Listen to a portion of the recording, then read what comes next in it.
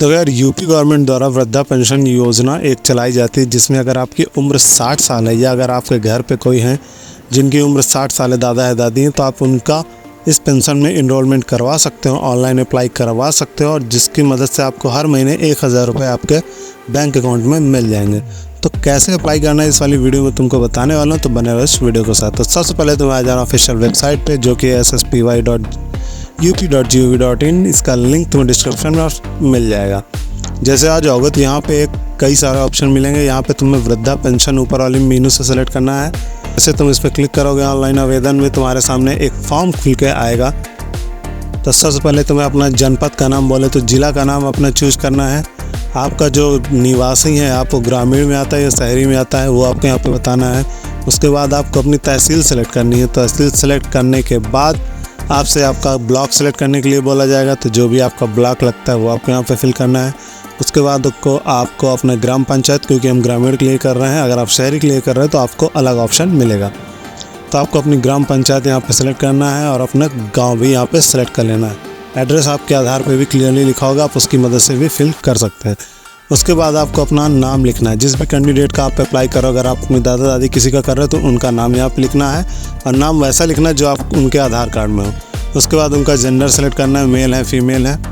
उसके बाद तुमको यहाँ पे उनकी डेट ऑफ बर्थ लिख देनी है, जो भी date of birth Aadhaar card में है। पूरा डाटा जो रहेगा वो आधार कार्ड के हिसाब से रहेगा। उसके बाद पिता या पति का नाम, अगर आप दादा के लिए कर रहे हो तो उनका पिता का नाम, और अगर अपनी दादी के लिए कर रहे हो तो उनका पति का नाम, ये तुमको यहाँ पे फिल करना है। उसके बाद तुम्हें अपनी कैटेगरी यहाँ पे सेलेक्ट करनी है। कैटेगरी में आप जनरल में आते हैं, ओबीसी में आते हैं, एससी में आते हैं, वो आपको यहाँ पे बताना है।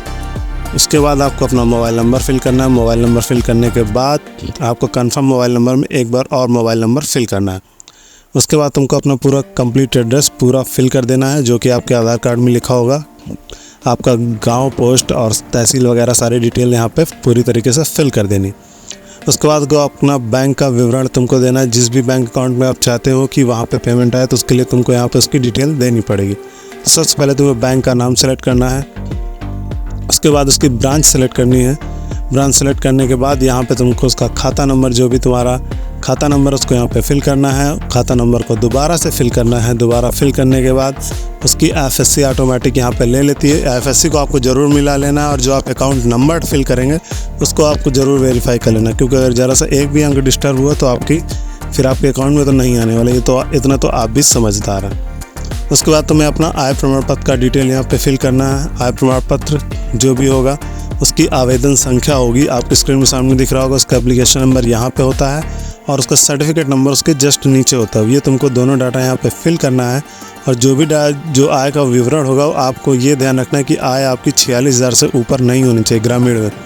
अगर आप ग्रामीण लेवल का फॉर्म फिल कर रहे हैं, आप ग्रामीण लेवल में रहते हैं, मतलब किसी गाँव में रहते हैं, तो आपकी जो आय है वो 46,000 से ज़्यादा नहीं होनी चाहिए, अन्यथा आपका फॉर्म रिजेक्ट हो जाएगा।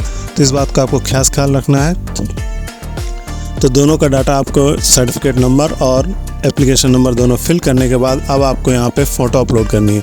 पासपोर्ट साइज़ की फ़ोटो जिसका साइज़ होगा 20 KB के अंदर, तो आपको वो फिल करना है।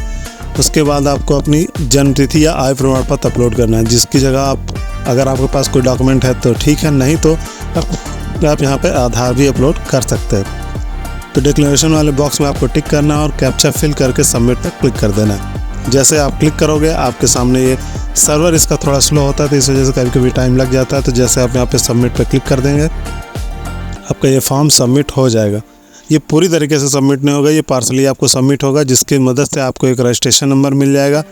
उस रजिस्ट्रेशन नंबर को आपको लिख के रख लेना है और फिर से आपको यहाँ पर लॉगिन करना है। जैसे आप लॉगिन करेंगे तो कुछ ऐसा डैशबोर्ड सामने दिख जाएगा आपको, जहाँ पे आपकी डिटेल पूरी तरीके से फिल्ड रहेंगी और जो आपने डिटेल फिल किया आपको एक बार देख लेना है। और अगर वो सारी डिटेल सही है तो आपको फाइनल सबमिट पे क्लिक करना है। तो यहाँ पर नीचे आपको डिक्लेरेशन पे फिर क्लिक करना है, कैप्चा फिल करना है और अगर कोई करेक्शन है तो अपडेट डिटेल पे क्लिक कर देना है। अगर कोई करेक्शन नहीं है, सारी चीज़ें सही है, तो फाइनल सबमिट पे तुमको क्लिक कर देना है। उसके बाद तुमको अपना आधार का सत्यापन करना है। आधार का सत्यापन जैसे करोगे तो यहाँ पे तुमको अपना आधार नंबर फिल करना है और अपना नाम, जो भी आधार कार्ड में डिटेल है आपको सेम उसी तरह सारी चीज़ें फिल करनी है। जैसे आपको अपना नाम, उनका आधार कार्ड नंबर, फीमेल और मतलब कि जेंडर क्या है, डेट ऑफ बर्थ, ये सारी चीज़ें आपको यहाँ पे फिल करनी है। फिल करने के बाद आपको डिक्लेरेशन बॉक्स में क्लिक करना है, नीचे कैप्चा फिल करना और क्लिक फॉर आधार ऑथेंटिकेशन में तुमको क्लिक कर देना है। जैसे क्लिक कर दोगे तो इसका मतलब ये है कि जो आपने आधार में डाटा फीड किया है अपने इस फॉर्म फिल करने में और जो आपका आधार का डाटा दोनों मैच कर रहा है नहीं, ये दोनों अगर वेरीफाई हो जाता है तो आपका फॉर्म यहाँ से पूरी तरीके से सबमिट हो चुका होगा। उसके बाद तुम्हें प्रिंट एप्लीकेशन वाले ऑप्शन पे जाना है और यहाँ पे इसका प्रिंट निकाल लेना है। प्रिंट निकालने के बाद आपको अपने ग्राम प्रधान या ग्राम सचिव से संपर्क करना है। अगर वहाँ पे वो लोग नहीं सुनते हैं तो आप इसके साथ जो जो डॉक्यूमेंट आपने यहाँ पे अपलोड किया है वो सारे डॉक्यूमेंट को आपको उसकी कॉपी लेनी है, खुद से वेरीफाई करना और अपने ब्लॉक में वीडियो के पास सबमिट कर देना है। अगर वहाँ पे भी नहीं होता तो आप डिस्ट्रिक्ट पे भी जाके समाज कल्याण ऑफिस होता है वहाँ पे जाके भी इसको करवा सकते हैं। तो ये तो थी पेंशन की योजना के बारे में। और अगर तुमको स्कॉलरशिप के बारे में कोई जानकारी चाहिए तो यहाँ पे स्क्रीन में सामने तुमको एक या दो वीडियो दिख रही होंगी, तो आप जाके वहाँ पे चेकआउट कर सकते हो, क्योंकि स्कॉलरशिप का जो ऑनलाइन है वो चालू हो चुका है। अगर तुम उस कैटेगरी में आते हो तो ज़रूर से जाकर फॉर्म फिलअप कर देना और गवर्नमेंट की तरफ से मिलने वाली स्कॉलरशिप को फ़ायदा उठा लो। तो आई होप तुमको चीज़ें समझ में आ गई होंगी। फिर भी अगर कोई डाउट है तो कमेंट सेक्शन में कमेंट करके पूछ सकते हो। तब तक के लिए धन्यवाद। जय हिंद।